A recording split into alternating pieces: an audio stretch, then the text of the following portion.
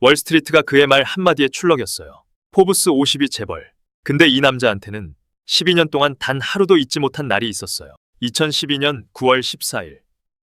센트럼파크 산책을 나간 4살짜리 아들이 돌아오지 않았어요. 12년이 지났어요. 그래도 그 남자는 단 하루도 멈추지 않았어요. 이야기 시작 전에 구독과 좋아요 부탁드려요. 다음 작품 제작에 큰 힘이 됩니다. 여러분, 세상에서 가장 무서운 말이 뭔지 아세요? 다 가졌는데 아무것도 없다. 오늘 제가 들려드릴 이야기는요. 뉴욕 맨해튼 한복판 마철로 꼭대기에서 세상을 내려다보던 남자의 이야기예요. 그 남자 이름은 리처드 캘러웨이. 포브스가 선정한 미국 50대 자산가, 캘러웨이 캐피털 그룹의 CEO. 월스트리트가 그의 말 한마디에 출렁이던 시절이 있었어요. 근데요, 그 남자한테는 12년 동안 단 하루도 잊은 적 없는 숫자가 하나 있었어요. 2012년 9월 14일. 그날 이후로 리처드 캘러웨이의 시간은 멈춰 있었거든요. 리처드가 어떤 사람인지부터 말씀드려야 할 것 같아요. 그는 1974년 코네티컷주 그리니치에서 태어났어요. 아버지 제임스 캘러웨이. 제임스 캘러웨이는 당대 월스트리트의 전설이었고요. 캘러웨이 가문은 그냥 부자가 아니었어요. 대대로 돈이 돈을 맞는 방법을 체득한 집안이었죠. 리처드는 그 집안의 장남이었어요. 어릴 때부터 달랐어요. 초등학교 5학년 때 용돈을 모아서 학교와 문방구 물건을 떼다가 반 친구들한테 팔았대요. 선생님한테 걸려서 혼났는데 그때 리처드가 했다는 말이 지금도 전해져요. 선생님, 저는 규칙을 어긴 게 아니라 시장을 만든 거예요. 그 애가 나중에 하버드 경영대학원을 수석으로 졸업하고 29살에 자기 이름을 딴 헤지펀드를 설립하고 36살에 월스트리트 역사상 가장 공격적인 M&A를 성사시킨 남자가 됩니다. 냉정했어요. 감정이 없다는 소리를 들을 정도로요. 회의실에서 리처드가 눈을 가늘게 뜨면 경쟁사 CFO들이 식은땀을 흘렸다고 해요. 그는 숫자 뒤에 숨겨진 사람의 두려움을 읽는 능력이 있었거든요. 그리고 그걸 전략으로 썼죠. 근데요, 그런 남자한테도 딱 하나 무장 해제가 되는 순간이 있었어요. 마거릿 홀로웨이. 마거릿 홀로웨이. 리처드가 31살 때 만난 여자예요. 보스턴 출신의 피아니스트였고 리처드의 친구 갤러리 오프닝에서 처음 눈이 마주쳤대요. 리처드가 나중에 인터뷰에서 딱 한 번 그 순간을 언급했어요. 그때 처음으로 숫자가 안 보였어요. 그게 전부였어요. 근데 그 말 한마디로 충분했죠. 둘은 2007년에 결혼했어요. 맨해튼 5번가 성 패트릭 성당에서요. 하객만 400명, 뉴욕 소셜페이지 일면을 장식한 결혼식이었어요. 그리고 2008년 아들이 태어났어요. 이든 제임스 캘러웨이. 리처드는 아들을 보는 순간 처음으로 울었다고 해요. 분만실에서 간호사 앞에서 숨기지도 않고요. 마거릿이 나중에 그 얘기를 친구한테 했대요. 월스트리트의 냉혈한이 아기 손가락을 잡고 어깨를 들썩였다고요. 이든은 아도즈를 닮았어요. 짙은 갈색 눈, 콧날이 오뚝한 얼굴, 잘 때 미간을 살짝 찌푸리는 버릇까지. 리처드는 출장을 줄였어요. 월스트리트 사람들이 수군될 정도로요. 이른 아침 중요한 컨퍼런스 콜을 잡아두고도 아들이 깨는 시간에 맞춰서 먼저 방에 들어갔어요. 이든이 데디라고 처음 불렀을 때 리처드는 그 단어를 비서한테 문자로 전송했대요. 아무 설명 없이 딱 그 단어만요. Daddy. 비서는 무슨 뜻인지 몰라서 회신을 못했다고 해요. 그만큼 행복했어요. 리처드 캘러웨이 인생에서 진짜로요. 근데요, 행복은요, 가끔 그게 얼마나 소중한지 알게 되는 방식이 너무 잔인해요. 2012년 9월 14일, 이든 나이 4살. 그날은 금요일이었어요. 뉴욕의 9월은 유난히 맑았고 바람이 선선했어요. 리처드는 그날 오전 8시에 긴급 이사회가 잡혀 있었어요. 캘러웨이 캐피털이 추진하던 대형 인수건이 막판에 흔들리고 있었거든요. 마거릿은 전날 밤부터 두통을 호소하며 누워 있었고요. 그래서 이든을 돌본 건 보모였어요. 샌드라 리브스. 28세. 이든이 2살 때부터 함께한 보모였어요. 마거릿이 직접 면접 봐서 채용했고 추천서도 완벽했어요.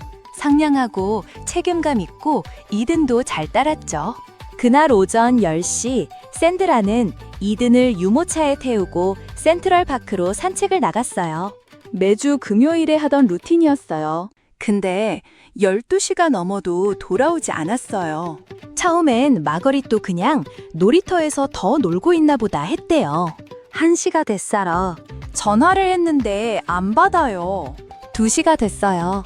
여전히 없어요.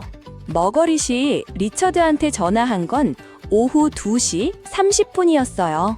리처드는 이사회 중이었는데 아내 번호가 뜨자마자 받았대요.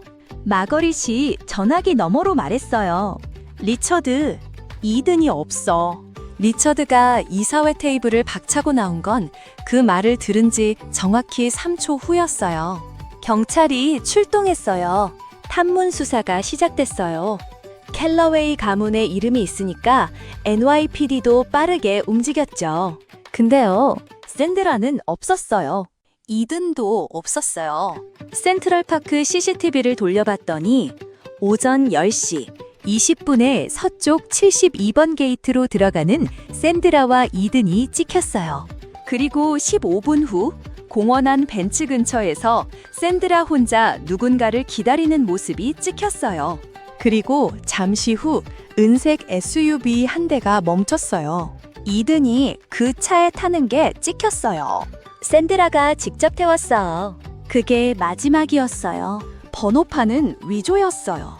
샌드라의 아파트는 비어 있었어요. 추천서는 전부 가짜였어요. 신원 자체가 처음부터 만들어진 거였어요. 리처드는 그날 밤 맨해튼 최고층 오피스 창문 앞에 혼자 서 있었대요.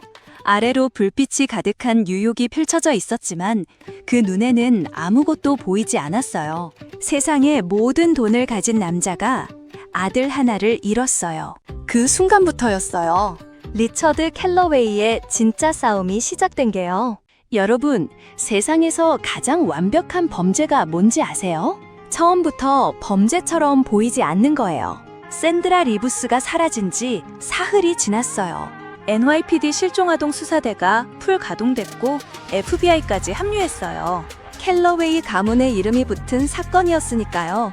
언론도 달려들었어요.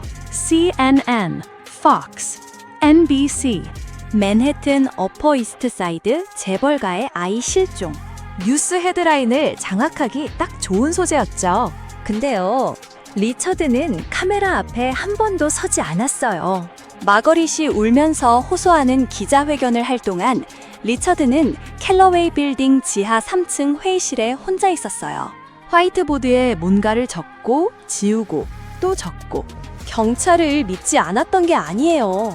자기 자신을 더 믿었던 거예요. 리처드가 제일 먼저 한 건 샌드라 리브스의 과거를 직접 파헤치는 거였어요. 경찰도 하고 있는 일이었지만 리처드는 속도가 달랐어요. 그는 그날 밤 사설정보회사 3곳에 동시에 의뢰를 넣었어요. 비용은 상관없었어요. 샌드라 리브스라는 이름이 처음 세상에 등장한 시점, 그 이전까지 다 파라고 했죠. 결과가 나오는데 이틀이 걸렸어요. 샌드라 리브스는 존재하지 않는 사람이었어요. 사회보장번호는 2009년에 사망한 실제 샌드라 리브스의 것을 도용한 거였고, 추천서에 적힌 이전 고용주들은 전부 실제로는 없는 회사들이거나 폐업한 곳들이었어요. 이력서에 적힌 주소는 뉴저지의 공터였고요. 완벽하게 만들어진 신분이었어요. 근데 여기서 리처드가 멈칫한 부분이 있어요. 이걸 만드는데 얼마나 걸렸을까? 사회보장번호 도용, 허위 추천서, 가짜 고용 이력, 이건 즉흥적으로 할 수 있는 게 아니에요. 누군가 오래전부터 준비한 거예요. 그것도 굉장히 세밀하게요. 리처드는 화이트보드에 동그라미를 하나 그렸어요.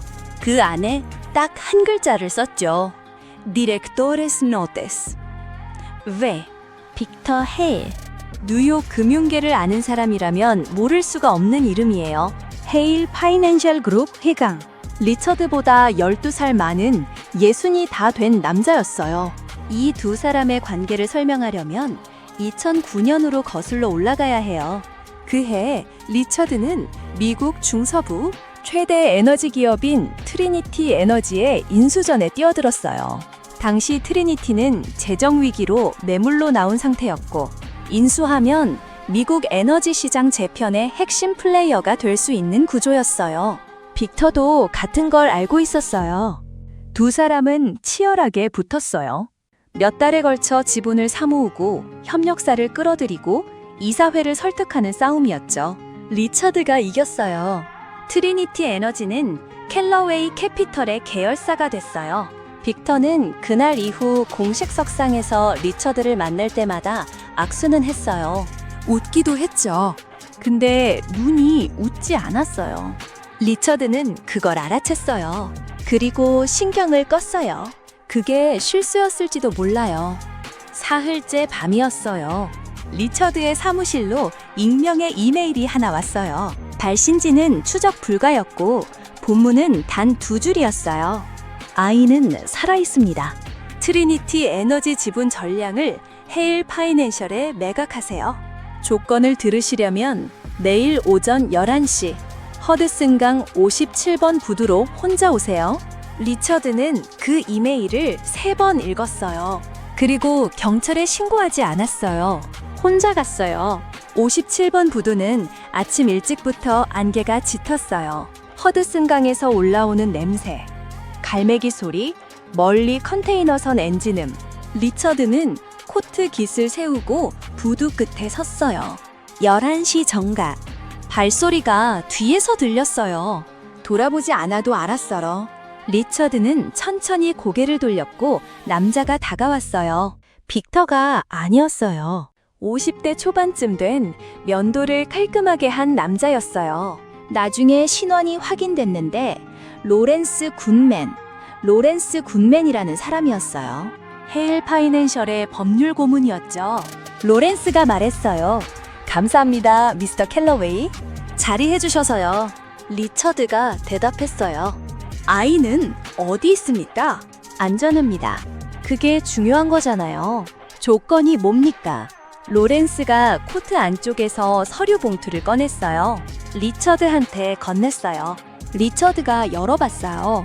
트리니티 에너지 지분 양도 계약서였어요. 매각가는 시세의 절반이었어요. 서명란에 리처드의 이름이 이미 인쇄돼 있었어요. 날짜만 비어 있었죠. 일주일 드리겠습니다. 로렌스가 말했어요. 경찰이나 FBI에 이 내용을 알리면 그 아이를 다시는 못 찾으실 겁니다. 저희는 진심입니다. 리처드는 그 서류를 바라봤어요. 바람이 불었어요. 허드슨강이 출렁했어요.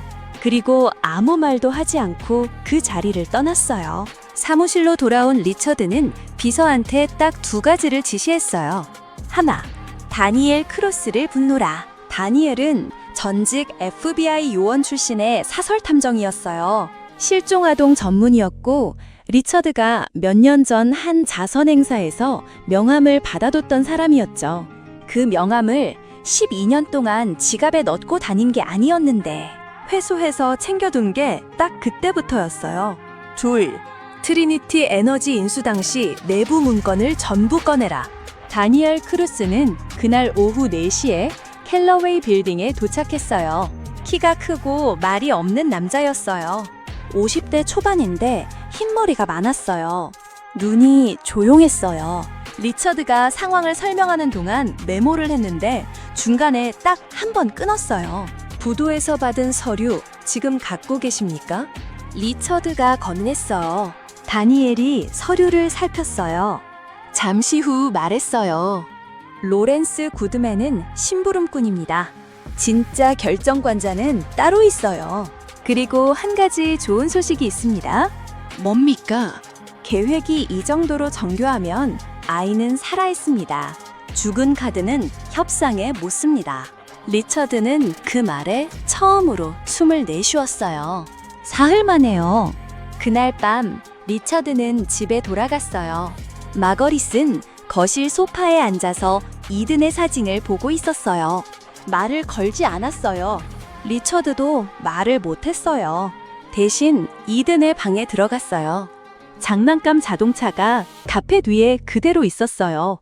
침대맡에는 이든이 좋아하던 공룡 인형이 기대어 있었어요. 리처드는 그 인형을 집어들었어요. 오래 들고 있었어요. 그러고는 조용히 말했어요. 기다려. 반드시 찾아간다. 빅터 헤일은 트리니티 에너지를 원했어요. 근데 리처드 캘러웨이는 그보다 더한 걸 잃었어요. 그리고 그 두 가지는 절대 같은 무게가 아니었어요.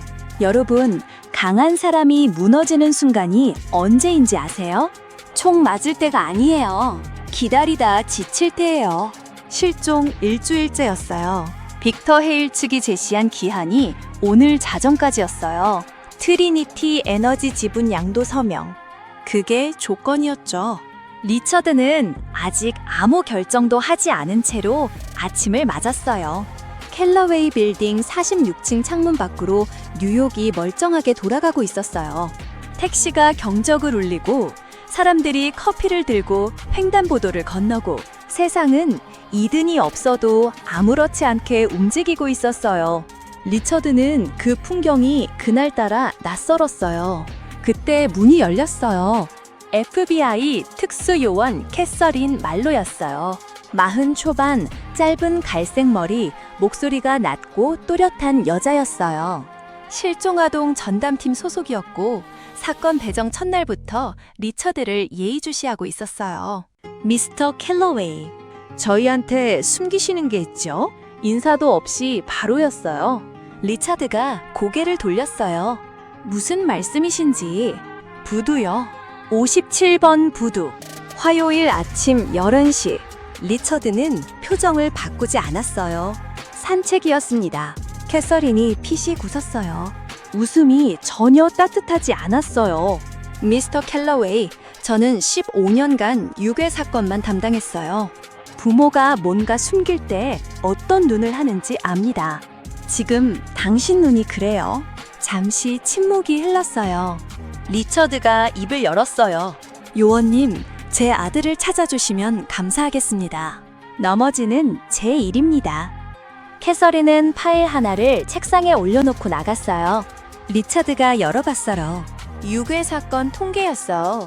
몸값 협상 사건에서 수사기관 배제 시 아동 생존율 숫자가 빨간색으로 표시돼 있었어요. 리처드는 그 숫자를 봤어요. 그리고 파일을 덮어썰어. 같은 날 오후 마거릿이 리처드를 찾아왔어요. 집에 있어야 할 텐데. 요즘 마거릿은 거의 방 밖에 나오지 않았거든요. 리처드가 의아해서 봤더니 마거릿의 눈이 달라져 있었어요. 슬픔이 아니었어요. 뭔가 다른 게 있었어요. 리처드, 협박받은 거 알아. 리처드가 굳었어요. 무슨 소리야? 어제 나한테도 연락이 왔어. 문자로. 마거릿이 핸드폰을 내밀었어요. 문자 하나가 떠 있었어요. 남편이 결정을 못하고 있습니다. 당신이 설득하세요. 아이를 원하시면요. 리처드가 그 화면을 바라봤어요. 손이 살짝 떨렸어요. 감추려고 핸드폰을 돌려줬어요. 디렉터 노츠. 마거릿. 서명해. 그냥 서명하면 되잖아. 마거릿의 목소리가 갈라졌어요. 회사가 중요해? 아니면 이든이 중요해? 트리니티가 뭔데? 그게 우리 아들보다 중요해? 그 사람들을 믿으면 안 돼. 서명한다고 이든을 돌려준다는 보장이 없어도 해야지. 마거릿이 소리를 질렀어요. 리처드는 처음 보는 마거릿이었어요. 피아니스트 손가락이 떨리고 있었어요. 넌 항상 그래. 계산해. 따져. 리스크 분석하고. 리처드, 얘는 우리 아들이야. 숫자가 아니야. 리처드가 입을 다물었어요. 마거릿이 문을 열고 나가면서 마지막으로 말했어요. 서명 안 하면 나는 직접 경찰한테 다 말할 거야. 그날 밤 자정 5분 전이었어요. 리처드는 트리니티 에너지 지분 양도 계약서를 책상에 펼쳐놓고 있었어요. 펜을 들었다가 내려놓았다가 다니엘 크루스가 옆에 앉아 있었어요. 아무 말도 하지 않고요. 자정 2분 전 리처드가 말했어요. 다니엘, 지금 이 시점에 서명하면 어떻게 됩니까? 다니엘이 대답했어요. 이든을 돌려받을 확률이 30%입니다. 안 하면요. 저들이 압박 수위를 높입니다. 하지만 이든을 지금 당장 해칠 이유가 없어요. 협상 카드가 살아있어야 하니까요. 그 30%는 어디서 나온 겁니까? 다니엘이 잠시 멈췄어요. 제가 틀렸으면 좋겠습니다. 자정이 됐어요. 리처드는 서명하지 않았어요. 기한이 지나자 사흘 뒤 새로운 연락이 왔어요. 이번엔 이메일이 아니었어요. 캘러웨이 빌딩 안내 데스크로 소포가 왔어요. 발신인 없음. 안에는 작은 지퍼백 하나가 있었어요. 이든의 신발이었어요. 파란색 공룡 그림이 그려진 아동용 스니커즈. 이든이 그날 산책 나갈 때 신었던 바로 그 신발이었어요. 메모가 하나 들어있었어요. 다음번엔 신발이 아닙니다. 리처드는 그 신발을 손에 쥐었어요. 오래 쥐고 있었어요. 다니엘이 옆에서 지켜봤어요. 리처드의 눈에서 뭔가가 달라졌어요. 슬픔이 아니었어요. 공포도 아니었어요. 결이었어요. 그때부터 리처드는 두 가지를 동시에 했어요. 표면적으로는 협상에 응하는 척했어요. 헤일 파이낸셜 측 로런스 굿맨한테 연락해서 조건을 재검토하겠다고 했어요. 시간을 더 달라고요. 로렌스는 일주일을 더 줬어요. 이면에서는 다니엘과 함께 파고들었어요. 다니엘은 이쪽 세계에 사람이 많았어요. 전직 FBI 인맥, 사설 데이터 브로커, 국경을 넘나드는 정보 거래상들, 합법과 불법의 경계를 절묘하게 줄타기하는 네트워크였죠. 그리고 열흘 후 첫 번째 실마리가 나왔어요. 샌드라 리브스의 실제 이름은 에이미 도슨이었어요. 텍사스 출신 전직 사회복지사였어요. 2011년에 뉴욕으로 이주했고 그 이후 기록이 거의 없었어요. 근데 한 가지, 헤일 파이낸셜 계열 부동산 회사에서 석 달간 행정직으로 일한 기록이 남아 있었어요. 그게 전부였어요.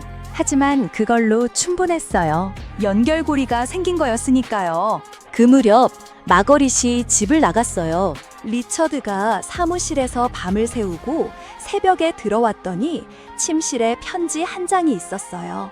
리처드, 나는 당신과 같은 방식으로 이 고통을 견딜 수 없어요. 당신은 싸우지만 나는 무너지고 있어요. 이든을 찾으면 연락해요.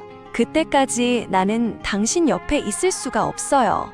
이든을 꼭 찾아줘요. 부탁이에요. 리처드는 그 편지를 접어서 안주머니에 넣었어요. 그리고 아무한테도 말하지 않았어요. 회사 사람들은 몰랐어요. 언론도 몰랐어요. 리처드 캘러웨이는 다음 날도 정장을 입고 46층에 앉아서 회의를 했어요. 숫자를 보고 보고서를 검토하고 전화를 받았어요. 안에서 뭐가 부서지고 있는지는 아무도 몰랐어요. 실종 한 달째 되던 날이었어요. 다니엘이 사무실로 들어왔어요. 표정이 달랐어요. 뭔가 가져온 게 있을 때의 얼굴이었어요. 에이미 도슨이 어디 있는지 알 것 같습니다. 리처드가 자리에서 일어났어요. 어딥니까? 뉴저지요. 트렌턴 외곽. 헤일 파이낸셜 명의로 된 소규모 임대주택 단지 안에 있는 집에서 현금 생활을 하고 있어요. 신분을 다시 바꾼 것 같습니다. 이든은요, 다니엘이 잠시 멈췄어요. 같이 있지 않을 가능성이 높습니다. 아이는 따로 이동시킨 것 같아요. 리처드가 눈을 감았어요. 잠깐이었어요. 다시 떴을 때는 표정이 정리돼 있었어요. 에이미 도슨 감시 시작하세요. 24시간. 그 여자가 움직이면 이든이 있는 곳으로 이어질 겁니다. 경찰에는요? 아직은 안 됩니다. 다니엘이 고개를 끄덕이고 나갔어요. 리처드는 혼자 남았어요. 책상 서랍을 열었어요. 안에는 이든의 사진이 하나 있었어요. 4살짜리 이든이 공룡 인형을 안고 환하게 웃는 사진이었어요. 리처드가 그 사진을 꺼내서 책상 위에 세워놨어요. 그날부터 그 사진은 항상 거기 있었어요. 회의 때도, 협상할 때도, 밤새 자료를 볼 때도, 리처드 캘러웨이가 왜 싸우는지 잊지 않기 위해서요. 근데요, 그 무렵 빅터 헤일은 전혀 다른 곳에서 술을 두고 있었어요. 리처드가 에이미 도슨을 추적하는 동안 빅터는 이미 세수 앞을 내다보고 있었어요. 그 수가 뭔지는요, 다음 주에 말씀드릴게요. 여러분, 포기하지 않는 것과 집착하는 것의 차이가 뭔지 아세요? 결과가 나오기 전까지는요, 아무도 몰라요. 실종 2달째였어요. 다니엘의 팀이 뉴저지 트렌턴 외곽을 감시한 지 사흘째 되던 날, 에이미 도슨이 움직였어요. 새벽 3시였어요. 트렌턴 외곽 임대주택에서 캐리어 하나만 들고 나왔어요. 택시를 탔어요. 다니엘 팀이 뒤를 밟았어요. 택시는 필라델피아 방향으로 내려갔어요. 그러다가 95번 고속도로 진입 직전에 갑자기 차선을 바꾸더니 사전에 대기하고 있던 다른 차로 에이미가 옮겨 탔어요. 전원 시간이 40초였어요. 교과서 같은 따돌리기였어. 다니엘 팀은 놓쳤어요. 리처드한테 그 보고가 들어온 건 새벽 4시 반이었어요. 리처드는 사무실 소파에서 코트를 덮고 자다가 전화를 받았어요. 다니엘의 목소리가 낮고 무거웠어요. 잃어버렸습니다. 리처드는 잠시 아무 말도 하지 않았어요. 에이미만요? 아니면 연결된 전부요? 전부입니다. 그 집은 이미 비워져 있었어요. 흔적도 없었고요. 누군가 저희가 감시하는 걸 알고 있었던 겁니다.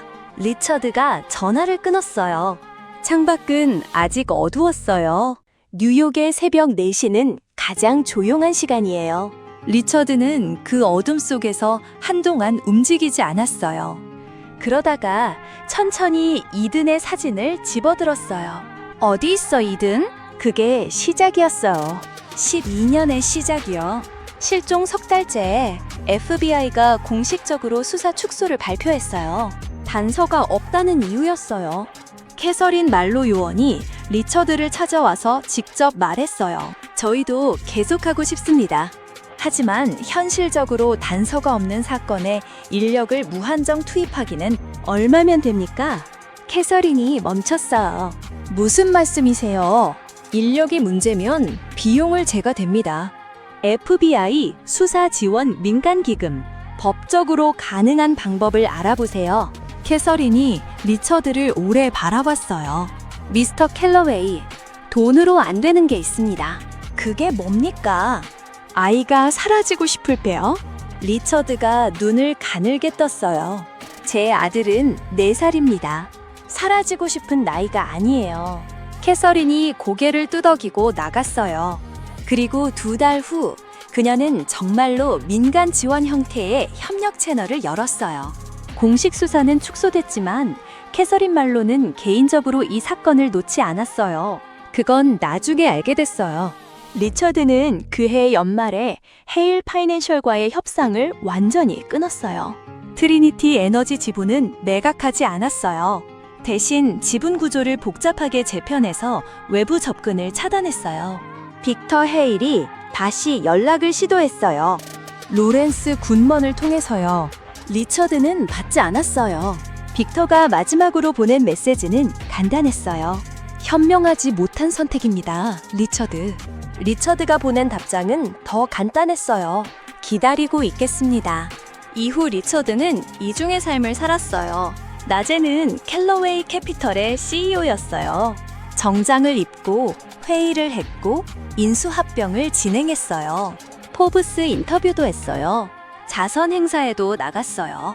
겉으로 보면 흔들리지 않는 남자였어요. 밤에는 달랐어요. 사무실 지하 2층에 리처드가 따로 마련한 공간이 있었어요. 보안 코드가 걸린 방이었어요. 아는 사람이 거의 없었죠. 그 방 안에 들어가면 한쪽 벽이 전부 보드였어요. 사진들, 지도들, 이름들, 화살표들이 거미줄처럼 연결돼 있었어요. 이든을 찾기 위한 작전실이었어요. 다니엘 크루스가 정기적으로 그 방에 왔어요. 새로운 정보가 생기면 핀을 꽂고 연결선을 바꾸고 지도 위에 표시를 했어요. 다니엘은 전국에 정보원 네트워크를 유지했어요. 비용은 리처드가 됐어요. 매달 일정 금액이 다니엘의 계좌로 들어갔어요. 12년 동안 단 한 달도 빠진 적이 없었어요. 2014년, 실종 2년째였어요. 콜로라도에서 비슷한 나이의 남자아이가 발견됐다는 제보가 들어왔어요. 갈색 눈, 짙은 머리카락. 다니엘이 직접 갔어. 아니었어요. 2015년 애틀랜타에서 위탁가정 아동 명단에서 비슷한 이름이 발견됐어요. 리처드가 직접 비행기를 탔어요. 아니었어요. 2010년에 멕시코 국경 쪽에서 제보가 왔어요. 역시 아니었어요. 2017년 시카고. 아니었어요. 2018년 시애틀. 아니었어요. 제보가 올 때마다 리처드는 달려갔어요. 단 한 번도 직접 확인하는 걸 다니엘한테만 맡기지 않았어요. 자기 눈으로 봐야 했거든요.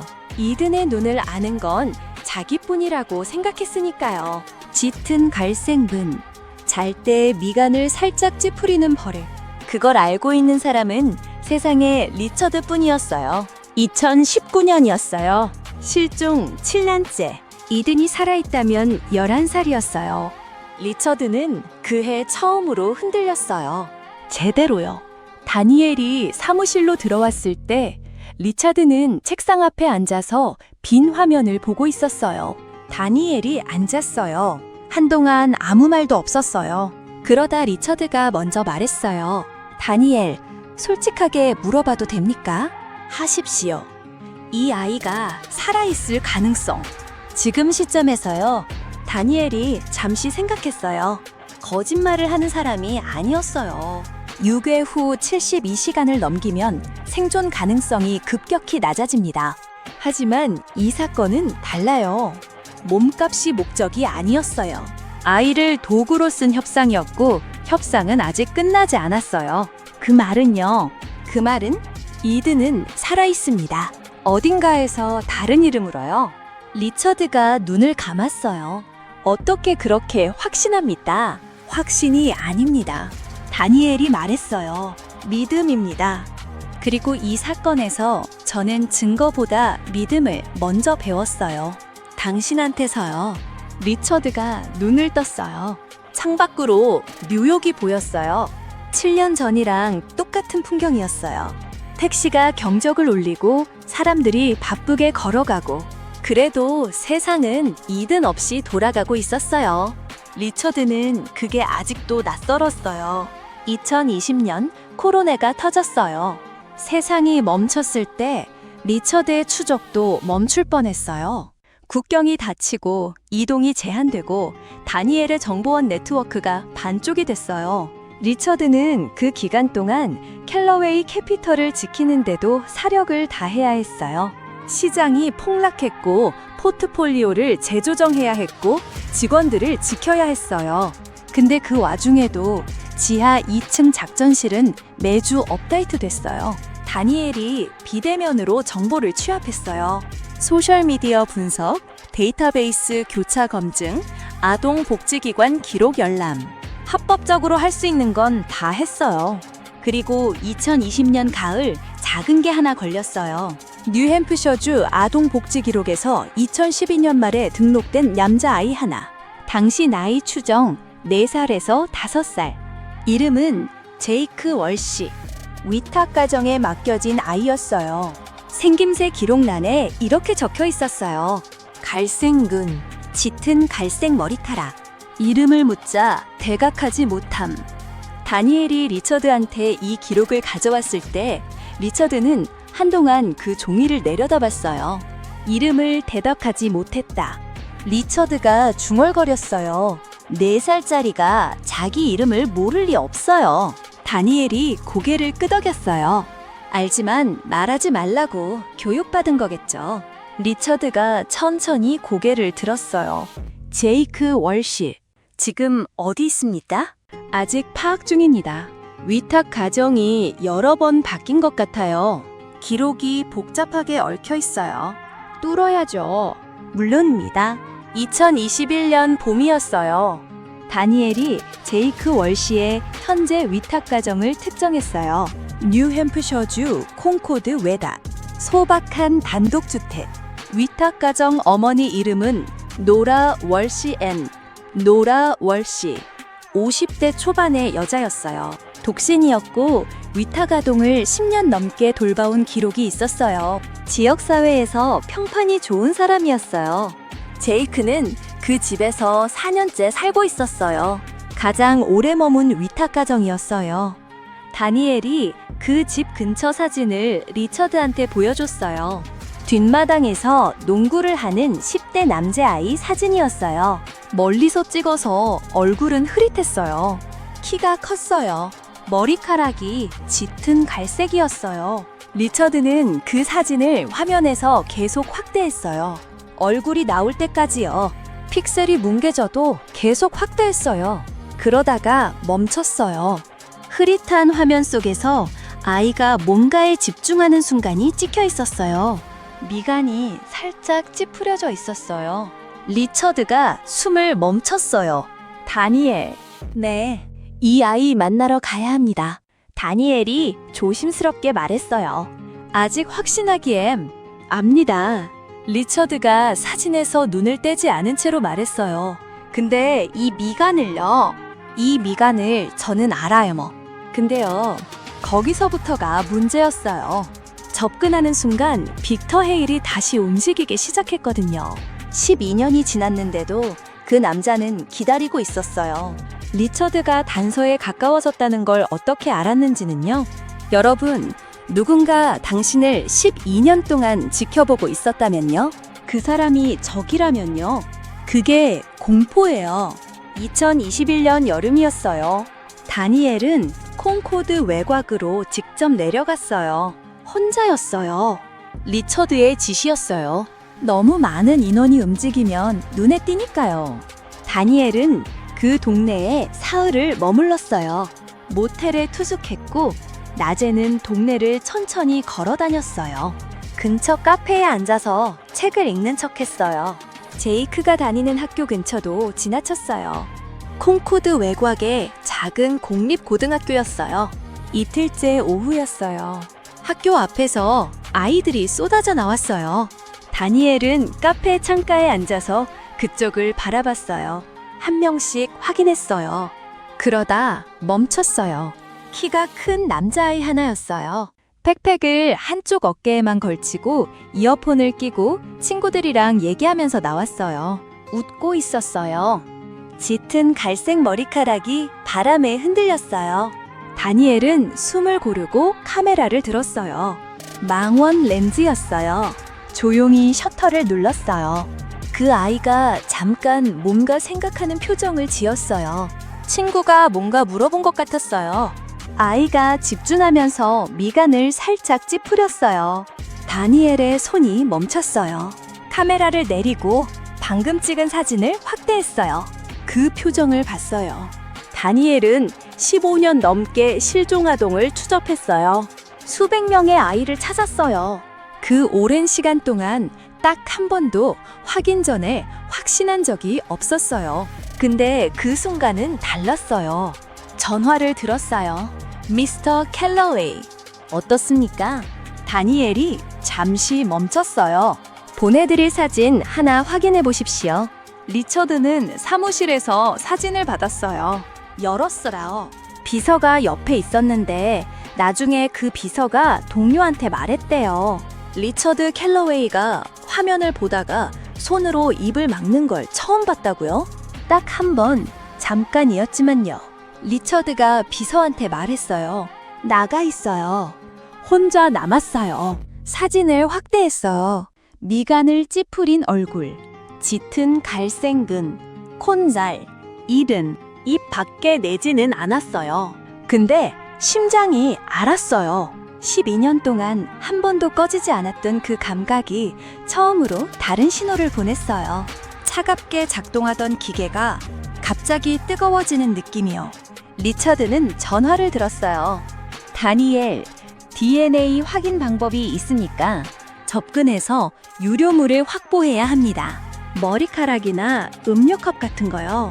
시간이 필요해요. 얼마나요? 일주일이면 됩니다. 사흘 안에 해주십시오. 다니엘이 잠깐 있다가 대답했어요. 해보겠습니다. 근데요, 이튿날 아침이었어요. 다니엘이 모텔에서 나오려고 하는데 주차장에 세워놨던 렌터카 앞유리가 박살나 있었어요. 돌을 던진 거였어요. 안에는 메모가 하나 들어있었어요. 손으로 쓴 글씨였어요.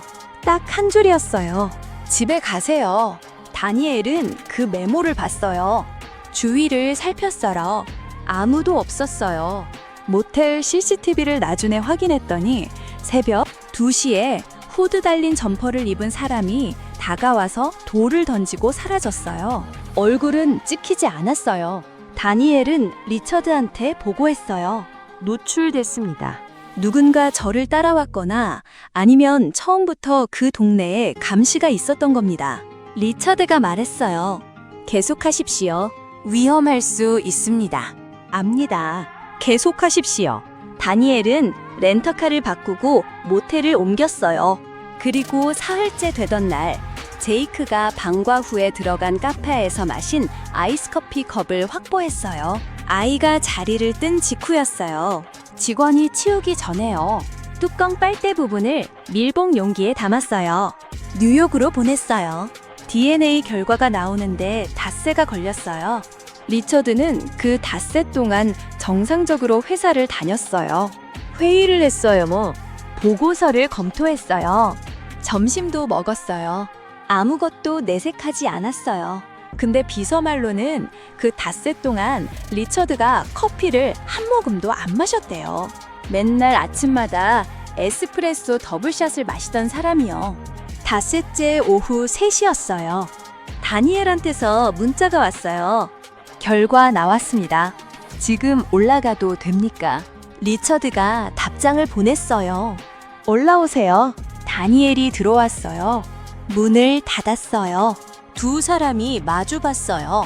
다니엘이 서류를 내밀었어요. 리처드가 받아서 봤어요. 북의 DNA 일치계. 숫자가 적혀 있었어요.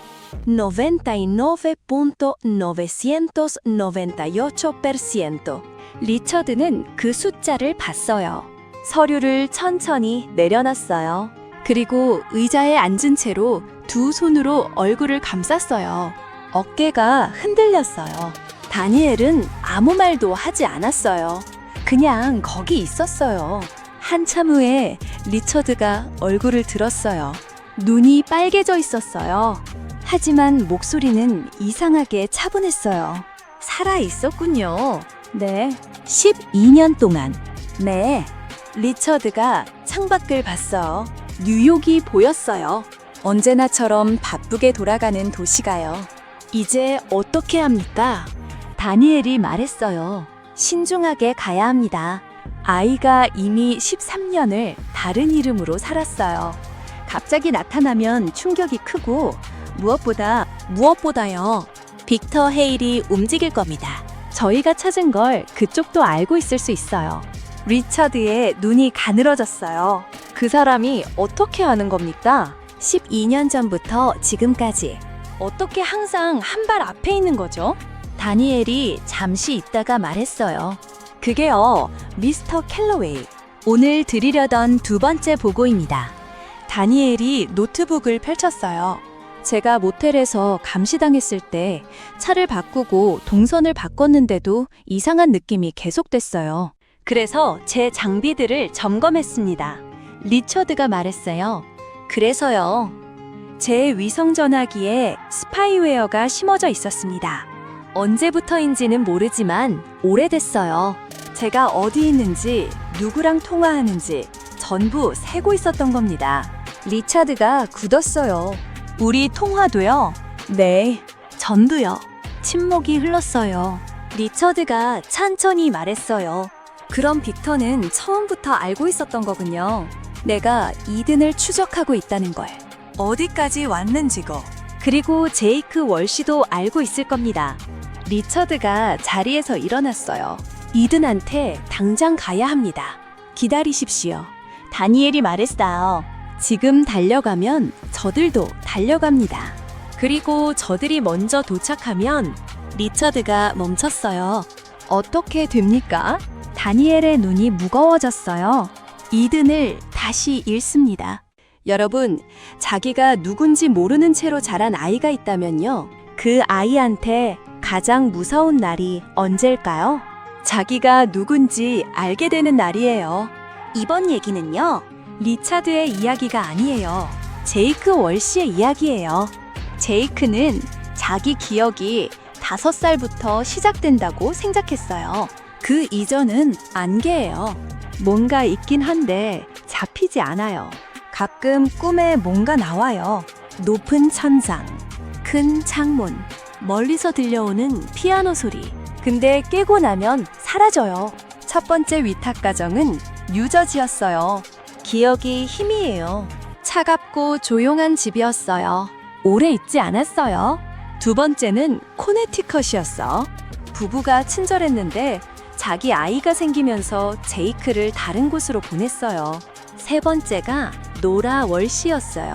뉴햄프셔 콩코드 단층짜리 집, 마당에 사과나무가 있는 곳이었어요. 제이크가 처음 그 집에 왔을 때 9살이었어요. 노라 월시는 특이한 사람이었어요. 60 가까운 나이에 혼자 살면서 위탁 아이들을 돌봤어요. 자기 자식은 없었어요.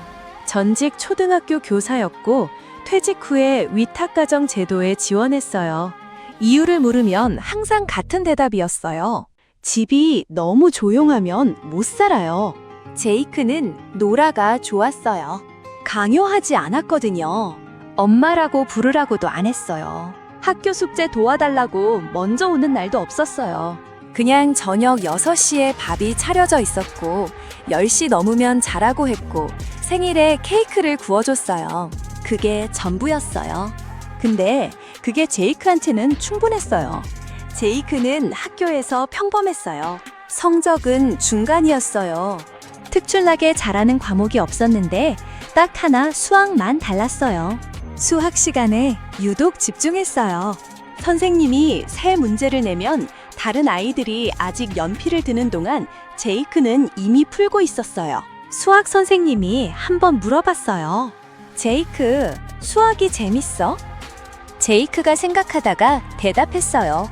숫자는 거짓말을 안 해요.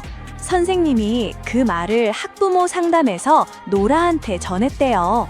노라는 집에 와서 제이크한테 그 말 기억하냐고 물었어요. 제이크는 기억한다고 했어요. 왜 그렇게 생각해? 제이크가 잠시 있다가 말했어요. 사람들은 거짓말 하잖아요.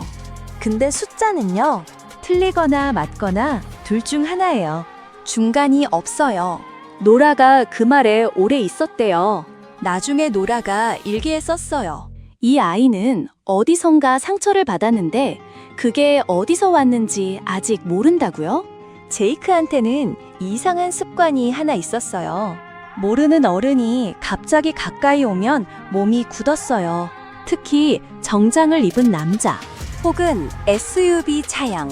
이유를 몰랐어요. 그냥 그랬어요. 심리 상담사를 한번 만난 적 있었는데 상담사가 기록에 이렇게 썼어요.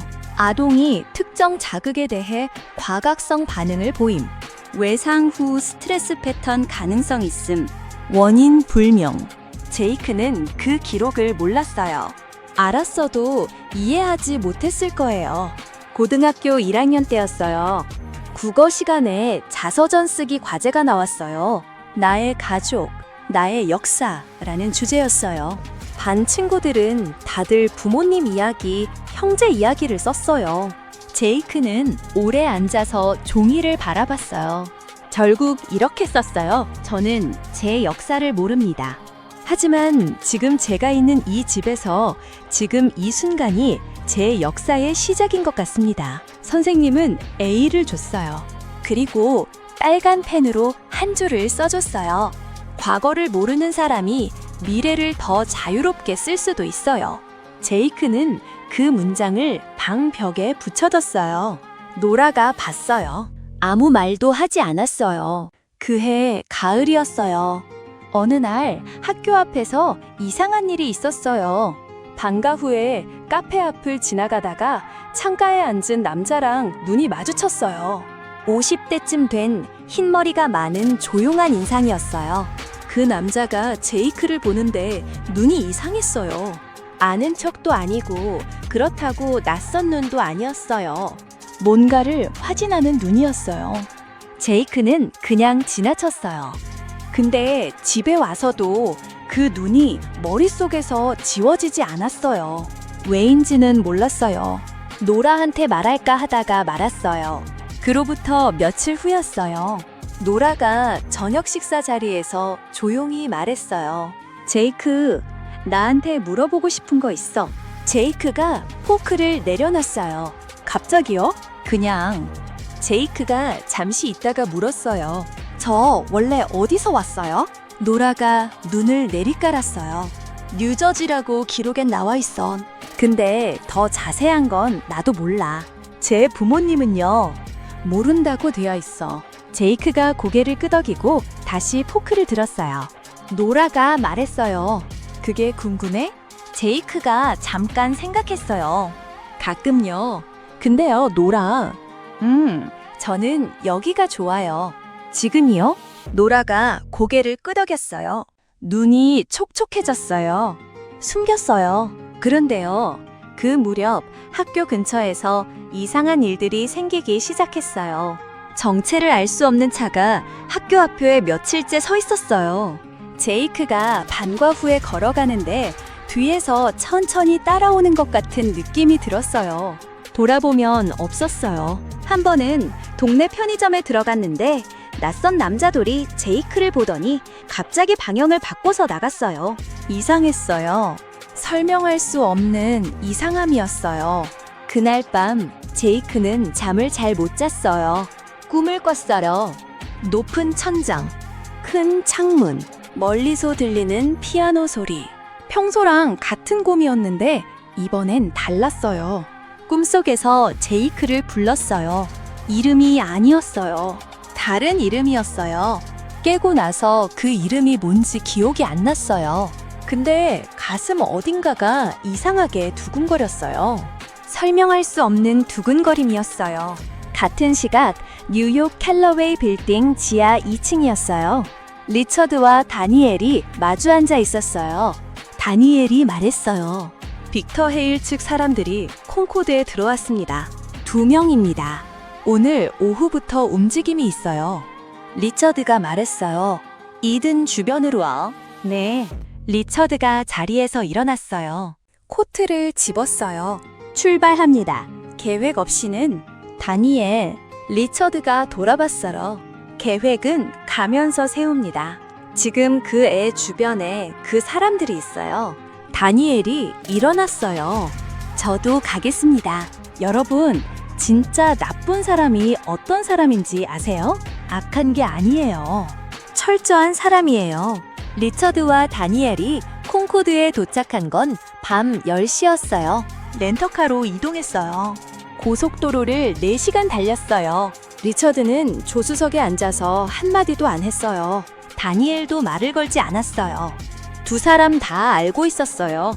지금이 12년 중 가장 위험한 순간이라는 걸요.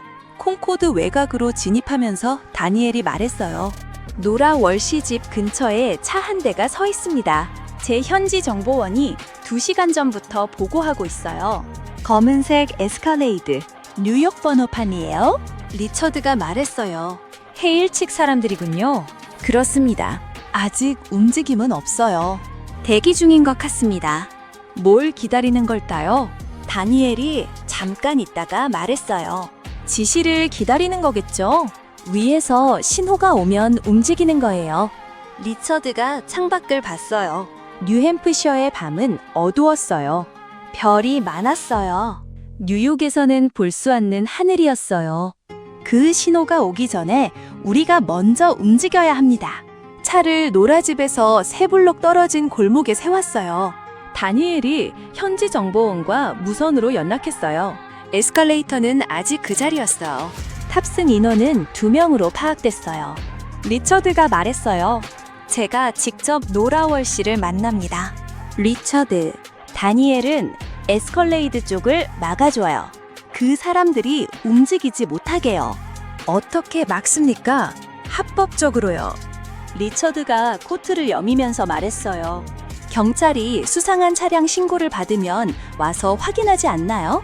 다니엘이 잠깐 봤어요. 그리고 전화를 들었어요. 노라 월씨의 집 현관벨을 누른 건 밤 10시 반이었어요. 한참 있다가 불이 켜졌어요. 인터컴으로 목소리가 들렸어요. 누구세요? 노라 월씨 씨, 죄송합니다. 밤 늦게요. 저는 뉴욕에서 왔습니다. 제이크 관련해서 들을 말씀이 있어요. 중요한 일입니다. 잠시 침묵이 흘렀어요. 문이 열렸어요. 노라 월씨는 가운을 걸치고 나왔어요. 50대 중반의 여자였어요. 눈이 선했어요. 하지만 지금 그 눈에는 경계가 가득했어요. 리처드를 위아래로 봤어요. 신분증 보여주세요. 리처드가 지갑을 꺼냈어요. 운전면허증을 내밀었어요. 노라가 봤어요. 이름을 읽었어요. Richard Calloway. 잠깐 뭔가 스치는 표정이었어요. 하지만 곧 정리했어요. 들어오세요. 거실은 아담했어요. 책이 많았어요. 창가에 화분들이 있었어요. 소파 위에 고양이가 한 마리 앉아 있었어요. 따뜻한 공간이었어요. 리처드는 이 집을 보면서 이든이 여기서 컸다는 걸 실감했어요. 노라가 차를 내왔어요. 리처드는 사양하지 않았어요. 무슨 일인지 말씀하세요. 노라가 맞은편에 앉았어요. 리처드가 말했어요. 제이크의 본명은 이든 제임스 캘러웨이입니다.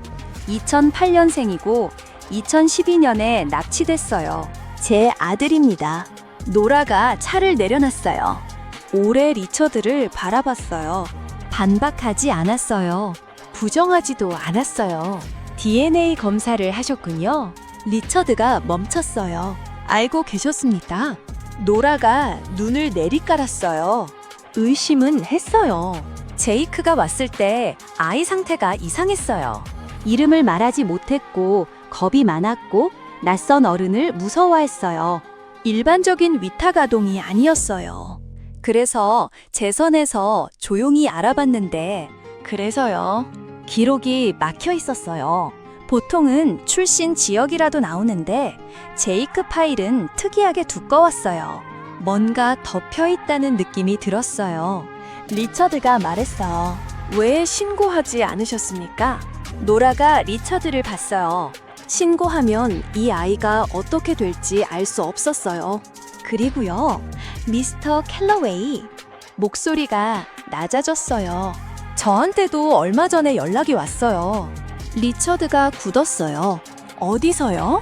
전화였어요. 목소리를 변조한 만자였고요. 제이크한테 아무것도 묻지 말고 아무것도 말하지 말라고 했어요. 만약 누가 찾아오면 모른다고 하라고요. 그렇지 않으면 이 집에서 제이크를 데려간다고 했어요. 그 순간이었어요. 다니엘한테서 문자가 왔어요. 에스컬레이트가 움직입니다. 경찰 도착 전에 자리를 떴어요. 지금 방향이 노라 집 쪽입니다. 5분 안에 도착합니다. 리처드가 자리에서 일어났어요. 노라 씨, 지금 당장 제이크를 깨워주세요. 노라가 일어서다가 멈췄어요. 이 아이는요, 목소리가 떨렸어요. 이 아이는 여기서 행복하게 살고 있어요. 미스터 캘러웨이, 당신이 아버지라는 게 사실이더라도요. 이 아이한테 선택권을 줘야 해요. 갑자기 끌고 갈 수는 없어요. 리처드가 노라를 봤어요. 잠깐이었어. 그 눈에 뭔가 흔들렸어요. 맞습니다. 리처드가 말했어요. 하지만 지금 이 아이가 위험해요. 지금 당장요. 나중에 선택권을 드리겠습니다. 지금은 일단 안전한 곳으로 가야 합니다. 노라가 리처드를 봤어요. 오래요. 그러고는 복도로 걸어갔어요. 제이크는 자다가 깼어요.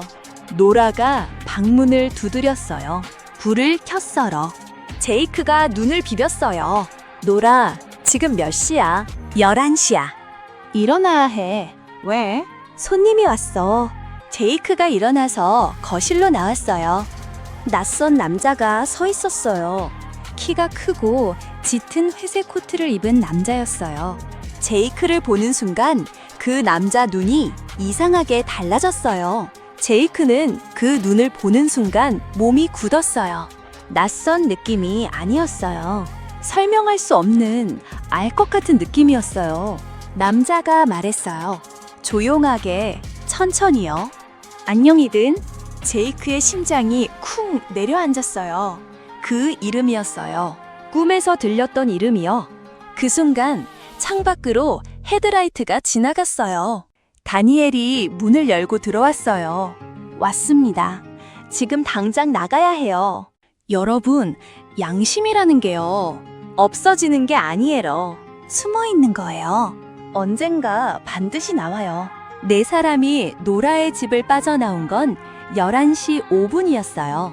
노라, 제이크, 리처드, 다니엘. 뒷문으로 나왔어요. 마당을 가로질러 담장을 넘었어요. 제이크가 담장을 넘으면서 리처드 손을 잡았어요. 무의식적으로요. 리처드는 그 손을 놓지 않았어요. 다니엘의 차가 2블록 밖에 있었어요. 빠르게 걸었어요. 뒤에서 헤드라이트가 켜졌어요. 에스컬레이드였어요. 천천히 따라왔어요. 위협하듯이요. 다니엘이 말했어요. 뛰지 마세요. 뛰면 자극합니다. 리처드가 제이크 어깨에 손을 얹었어요. 괜찮아. 제이크는 아무 말도 안 했어요. 표정이 굳어 있었어요. 무서운 건지 다른 건지 알 수 없었어요. 차에 탔어요. 다니엘이 출발했어요. 에스컬레이드가 따라왔어요. 다니엘이 콩코드 시내로 진입했어요. 골목을 2번 꺾었어요. 주유소 뒤편을 돌았어요. 에스컬레이드가 사거리에서 방향을 잃었어요. 놓쳤어요. 다니엘이 숨을 내쉬었어요. 일단 벗어났습니다. 차 안이 조용했어요. 한참 달리다가 제이크가 입을 열었어요. 이든이 제 이름이에요? 아무도 바로 대답하지 않았어요. 리처드가 말했어. 그래, 당신이 제 아버지예요. 그래, 증거 있어? 리처드가 뒤를 돌아봤어요. 제이크는 창밖을 보고 있었어요. 표정을 숨기고 있었어요.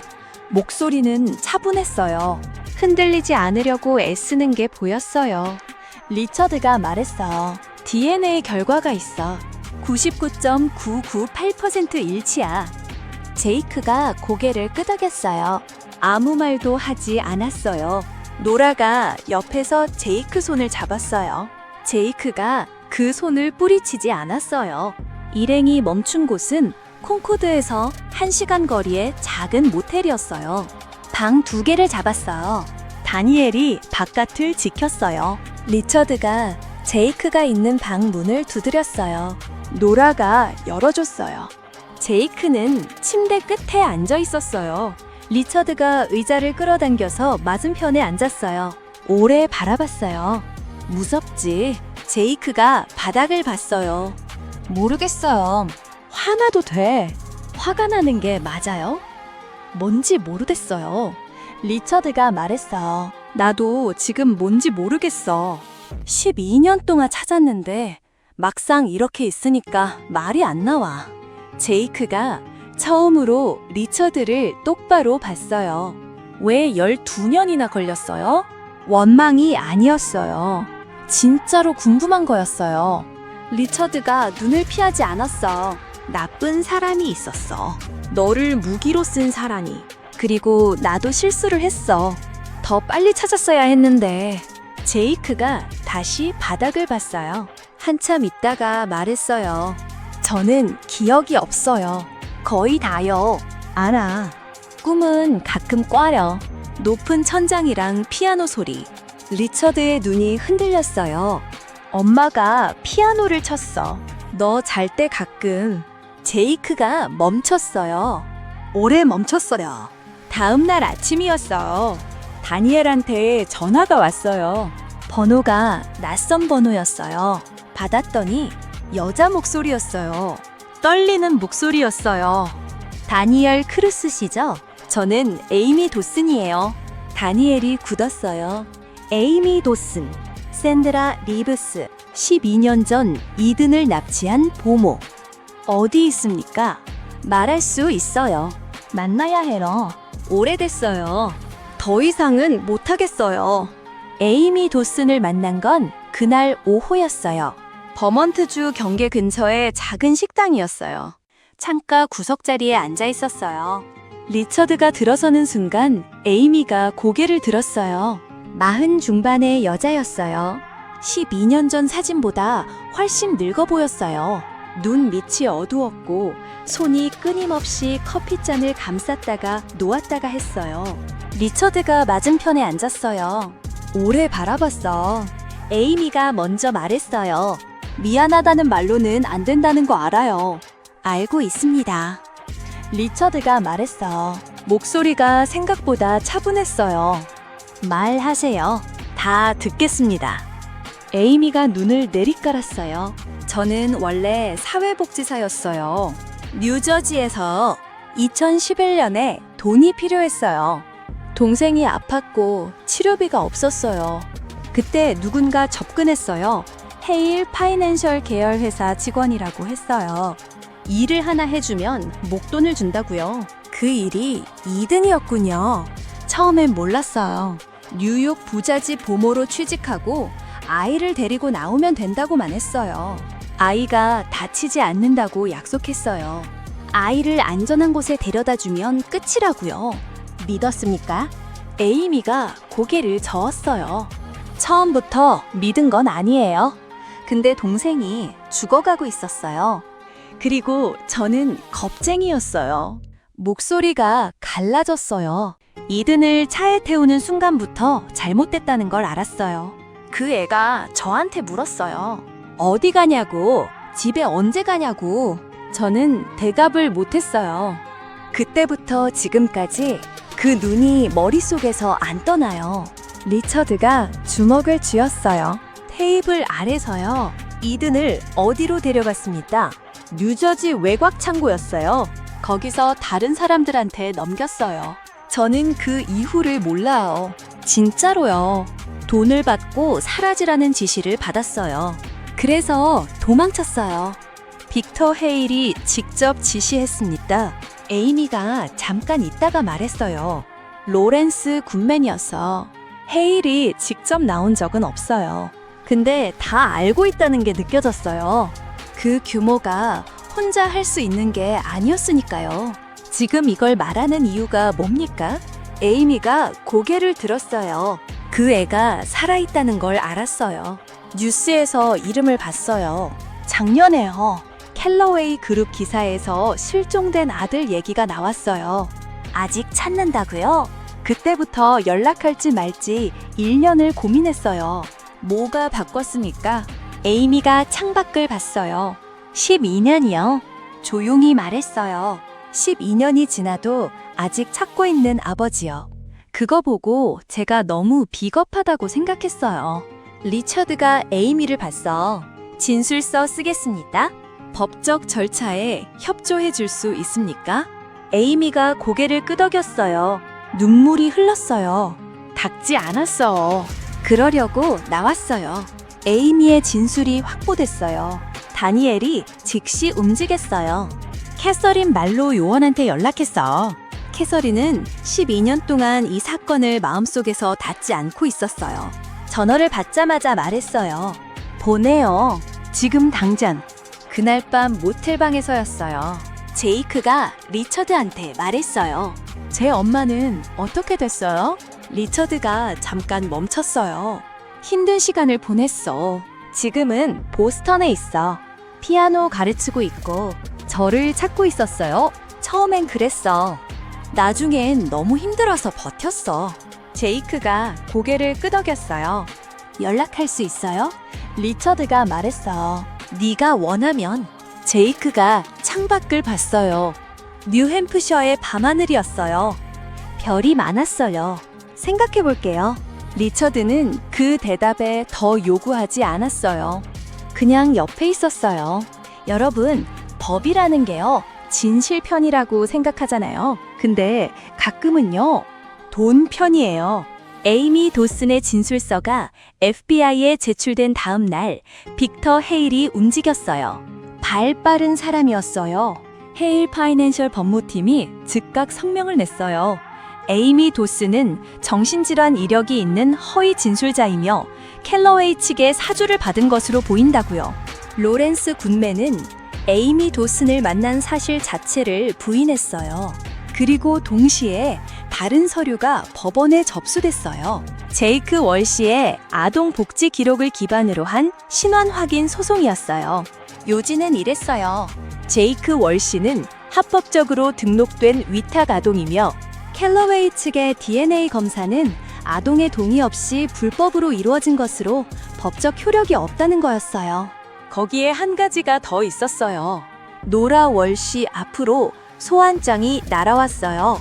제이크를 무단으로 현 거주지에서 이탈시킨 것에 대한 아동 보호 위반 혐의였어요. 빅터 헤일의 변호사들이 만들어낸 프레임이었어요. 악당이 피해자처럼 보이게 만드는 거요. 그리고 피해자를 악당처럼 보이게 만드는 거요. 리처드는 그 서류들을 보면서 아무 말도 하지 않았어요. 다니엘이 말했어요. 예상했던 수순입니다. 압니다. 변호사팀 꾸려야 합니다. 이미 연락했어요. 리처드가 전화를 들었어요. 마커스 웨이드. 뉴욕 최고의 아동법 전문 변호사였어요. 리처드가 12년 전부터 이름을 알고 있던 사람이었어요. 혹시 모를 법적 싸움을 대비해서요. 마커스가 말했어요. DNA 증거 자체는 강력합니다. 다만 채취 과정이 문제가 될 수 있어요. 아이의 동의 없이 이루어졌으니까요. 상대방이 이걸 물고 늘어질 겁니다. 어떻게 해야 합니까? 아이가 직접 나서야 해요. 제이크 본인이 DNA 재검사에 동의하고 신원 확인을 원한다고 법원에 진술해야 합니다. 그게 가장 깔끔한 방법이에요. 리처드가 잠깐 있었어요. 아이가 원하지 않으면요. 그러면 복잡해집니다. 리처드가 제이크를 찾아갔어요.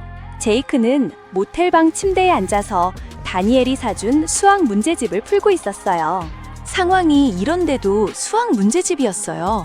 리처드가 들어서는 걸 보고 문제집을 덮었어요. 말할 게 있어. 리처드가 앉았어요. 상황을 설명했어요. 빅터 헤일이 법적으로 이든의 신원을 막으려 한다는 것. 그리고 제이크 본인의 진술이 필요하다는 것. 제이크가 들었어요. 끝까지 듣고 말했어요. 저한테 선택하라는 거예요. 그래. 제이크 월시로 살 건지 이든 켈러웨이로 살 건지. 리처드가 말했어. 이름이 바뀐다고 네가 바뀌는 건 아니야. 그리고 내가 원하는 게 뭔지 알아? 네가 행복한 거야. 그게 어떤 이름이든. 제이크가 리처드를 봤어요. 근데 당신은 원하잖아요. 이든으로 살 일을. 리처드가 고개를 끄덕였어요. 거짓말하지 않았어요. 원해. 당연히. 근데 그보다 더 원하는 게 있어. 뭔데요? 네가 나를 선택하는 거. 강요받아서 오는 게 아니라. 제이크가 바닥을 봤어요. 한참이었어요. 노라는 어떻게 돼요? 그 소한장. 내가 책임진다. 노라가 잘못한 거 없어요. 알아. 그래서 내가 책임지겠다는 거야. 제이크가 다시 리처드를 봤어요. 당신이 나쁜 사람이에요? 좋은 사람이에요? 리처드가 잠깐 멈췄어요. 글쎄, 나도 몰라. 근데 네 아버진 건 확실해. 제이크가 작게 웃었어요. 처음으로요. 굉장히 짧았어요. 금방 사라졌어요. 근데 리처드는 그 웃음을 봤어요. 이틀 후 법원 청문회가 열렸어요. 제이크 월시가 직접 출석했어요.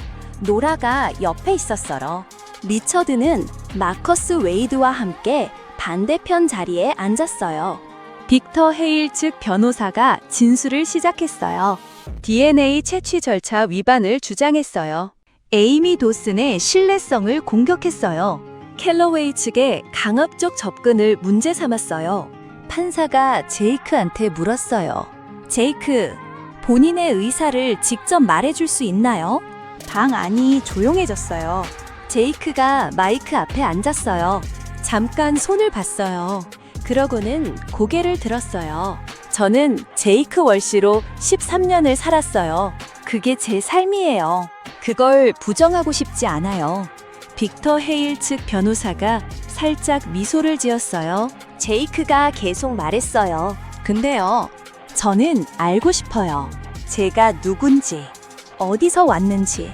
그게 두렵긴 한데요. 잠깐 멈췄어요. 두렵다고 피하면 숫자가 안 맞잖아요. 판사가 의아한 표정을 지었어요.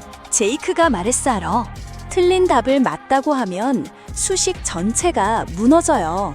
저는 제대로 된 답을 알고 싶어요. 그래서 DNA 재검사에 동의합니다. 그리고 리처드 캘러웨이가 제 아버지라면 그 사실을 확인하고 싶어요. 법정이 조용했어요. 리처드는 그 말을 들으면서 눈을 감았어요. 수학 얘기를 하는 이 아이가 자기 아들이 맞았어요. DNA 재검사 결과는 사흘 만에 나왔어요.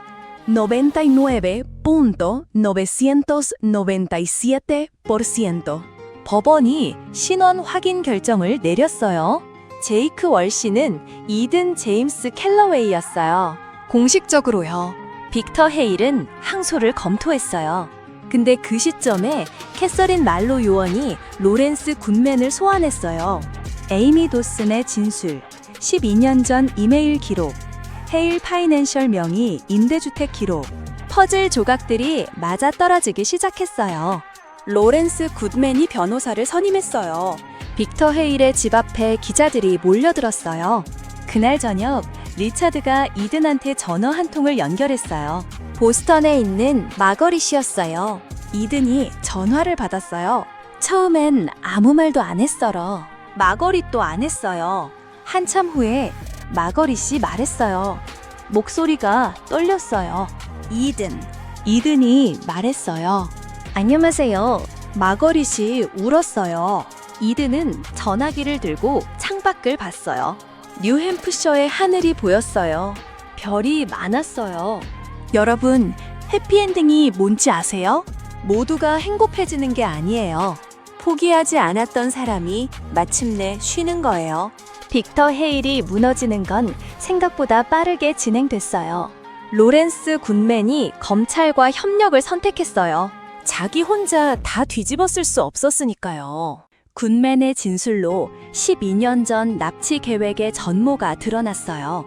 2009년 트리니티 에너지 인수전 패배 직후 빅터는 리처드를 무너뜨릴 방법을 구상했어요. 단순한 사업 보복이 아니었어요. 리처드한테서 가장 소중한 것을 빼앗아 협상 카드로 쓰겠다는 계획이었어요. 아이였어요. 에이미 도슨 섭외, 신원 위조, 위탁가정 시스템을 통한 이든의 은닉, 전부 헤일 파이낸셜 비밀 계좌에서 자금이 나왔어요. 그 계좌가 추적됐어요. 빅터 헤일은 아동 유괴 공모, 불법 감금, 증거 조작 등 여러 혐의로 기소됐어요. 연법원 앞에 포토라인이 생긴 날, 빅터는 코트 깃을 세우고 카메라를 외면했어요. 한때 월스트리트를 누비던 그 눈이 비어 있었어요. 리처드는 그 뉴스를 보지 않았어요. 볼 이유가 없었어요. 이미 이든이 옆에 있었으니까요. 신원 확인 이후 이든은 선택을 해야 했어요. 어디서 살 건지, 학교는 어떻게 할 건지, 성은 어떻게 할 건지. 리처드는 아무것도 강요하지 않았어요. 변호사를 통해서 법적 후견 절차를 진행하면서도 이든한테 직접 묻지 않았어요. 이든이 준비됐을 때 말하겠거니 했어요. 그래도 기다림이 쉽지는 않았어요. 이든이 노라집으로 돌아가겠다고 했을 때 리처드는 잠깐 굳었어요. 그러고는 고개를 끄덕였어요. 알겠어. 화났어요? 아니, 진짜로요? 리처드가 이든을 봤어요. 조금 솔직하게 말했어요. 근데 그게 맞는 거야. 노라가 너한테 13년이고 나는 아직 2주일이니까 이든이 잠깐 있다가 말했어요. 고마워요. 뭐가? 찾아줘서요. 리처드가 이든을 봤어요. 16살짜리 아들이었어요. 어깨가 넓어지기 시작한 목소리가 굵어진 아이였어요. 4살 때 이든이 여기까지 와 있었어요. 리처드는 아무 말도 하지 않고 이든을 안았어요. 이든이 잠깐 굳었어요. 그러다가 안겼어요. 어색하게, 조심스럽게, 그래도 진짜로요? 노라 월시와의 소송은 취하됐어요. 리처드가 직접 노라한테 전화했어요. 감사합니다. 노라가 말했어요. 제이크가요. 아니, 이든이 그 집에 온 날이 기억나요. 눈이 겁에 가득 차 있었는데 밥을 엄청 잘 먹더라고요. 배가 많이 고팠던 거겠지 했는데 그게 처음으로 안심했다는 표시였을 거예요. 리처드가 말했어. 이든이 노라 씨 덕분에 괜찮은 아이로 컸어요. 원래 괜찮은 아이였어요. 노라가 말했어요. 미스터 캘러웨이, 그 아이는 당신한테 시간이 필요해요. 돈도 집도 이름도 아니고요. 그냥 시간이요. 알겠습니다. 그리고 한 가지만요. 말씀하세요. 그 아이가 연락하고 싶을 때 연락할 수 있게 해줘요. 저한테도요. 리처드가 말했어. 물론입니다. 이든한테도 그렇게 말했습니다. 마거릿이 뉴욕에 왔어요. 이든이 요청했어요.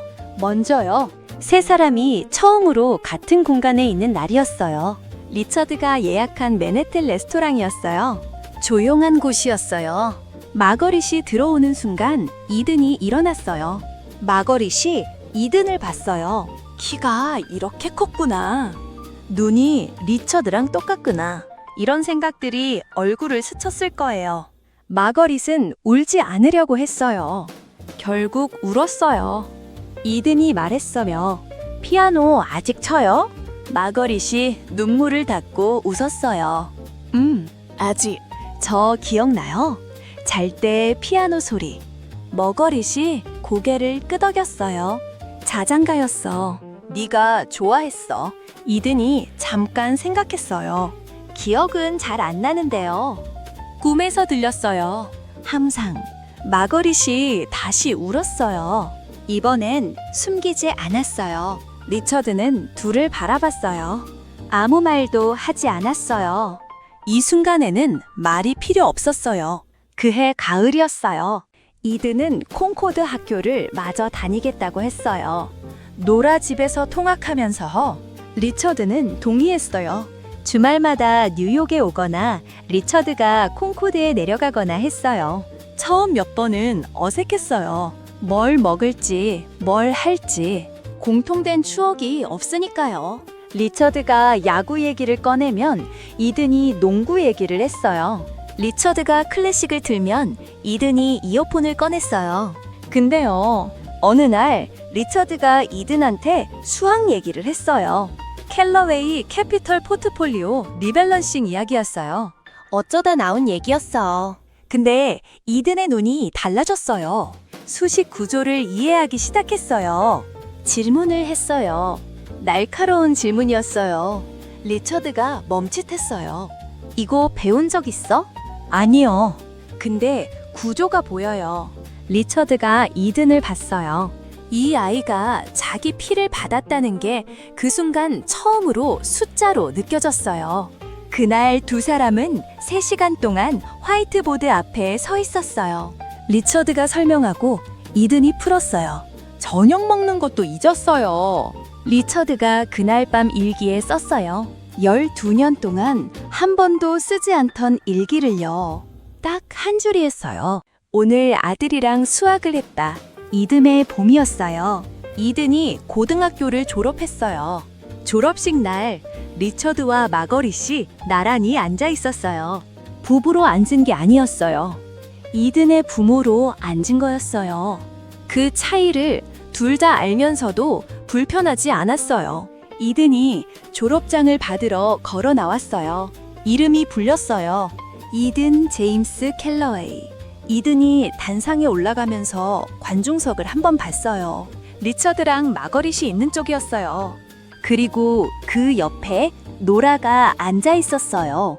이든이 살짝 웃었어요. 리처드가 손을 들었어요. 작게요. 그게 전부였어요. 졸업식 후 주차장에서였어요. 이든이 리처드한테 말했어요.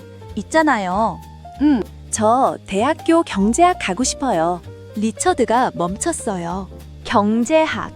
이상해요? 아니.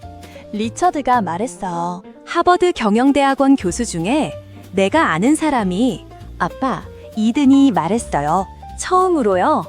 아빠라고요. 리처드가 굳었어요.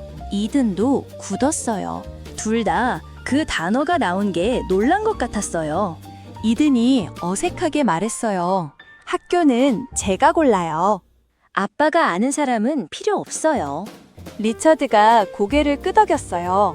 목소리가 나오지 않아서요. 잠깐 있다가 말했어요. 알겠어. 그게 전부였어요. 근데 그 두 글자가 12년치였어요. 가을 어느 날이었어요. 리처드는 켈러웨이 빌딩 지하 2층에 내려갔어요. 오랜만이었어요. 문을 열었어요. 형광등이 켜졌어요. 벽에 12년치의 보드가 그대로 있었어요. 사진들, 지도들, 화살표들, 이름들. 에이미 도슨, 빅터 헤일, 로렌스 굿맨, 제이크 월시, 콩코드, 뉴 햄프셔. 리처드는 그 앞에 서서 오래 바라봤어요. 그러고는 천천히 핀을 하나씩 빼기 시작했어요. 사진을 내렸어요. 지도를 걷었어요. 화살표 선을 지웠어요. 1시간쯤 걸렸어요. 벽이 비었어요. 깨끗한 보드만 남았어요. 리처드는 마커를 들었어요. 그 하얀 보드 한가운데 딱 하나를 썼어요. 이슨. 그리고 마커를 내려놨어요. 여러분, 리처드 켈러웨이는요, 세상의 모든 돈을 가진 남자였어요. 월스트리트가 그의 말 한마디에 움직였어요. 포브스가 이름을 올렸어요. 근데 그 남자한테 진짜 전부가 된 건요, 4살짜리 아이 손이었어요. 그 손을 다시 잡기까지 12년이 걸렸어요. 포기하지 않았거든요. 단 하루도록. 여러분, 오늘 이 이야기가 어땠나요? 리처드처럼 12년을 기다려 본 적 있으세요? 아니면 이든처럼 자기가 누군지 모른 채로 살아본 적 있으세요? 우리는 가끔 잃어버려요. 사람을, 시간을, 이름을.